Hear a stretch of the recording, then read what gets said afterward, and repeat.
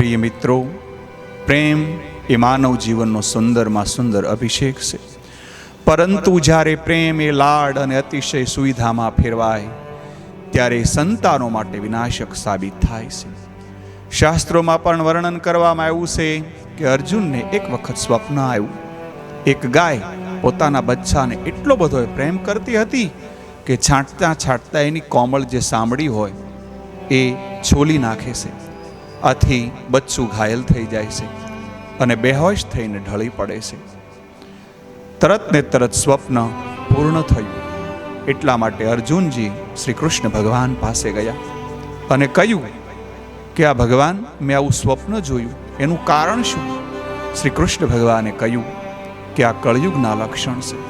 માતા પિતા સંતાનને એટલો લાડ લડાવશે, એટલી સુવિધાઓ આપશે કે સંતાન સુવિધા ભોગી બની જશે, આળસુ બની જશે, ભટકેલા બની જશે.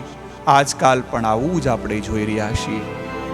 બાળકોને મોબાઈલ, બાઇક, કાર, ફેશનની તમામ સામગ્રીઓ અને પૈસા સહેલાઈથી મળી જાય છે, પરંતુ જીવન મૂલ્યો, સંસ્કાર અને મહેનતના પાઠ અમને મળતા નથી. પરિણામે એવો માતા પિતા સાથે ખોટું બોલે છે, બધી વસ્તુ છુપાવવા લાગ્યા છે. ક્યારેક છોરી અપમાન સુધી એ બધું શીખી જાય છે.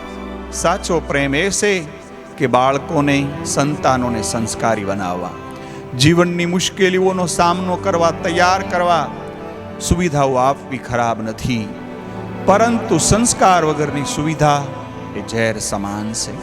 આપણે સૌને સંકલ્પ લેવો જોઈએ કે સંતાનને સાચા અર્થમાં પ્રેમ આપવો જોઈએ, સંસ્કાર આપવા જોઈએ, શિક્ષણ આપવું જોઈએ, મહેનત સાથેનો પ્રેમ આપવો જોઈએ. ત્યારે જ આપણી સંતાન પેઢી મજબૂત બનશે, પ્રકાશમય બનશે. અને જો બાળકોને જરૂરિયાતથી વધારે પ્રેમ આપશું, જરૂરિયાતથી વધારે સુવિધાઓ આપશું, તો આપણા બાળકો જરૂર દુઃખી થશે. એટલા માટે કોઈ પણના બાળક હોય તો વાલા મિત્રો, જરૂરિયાતથી વધારે પ્રેમ અને જરૂરિયાતથી વધારે સુવિધાઓ ક્યારેય ન આપતા.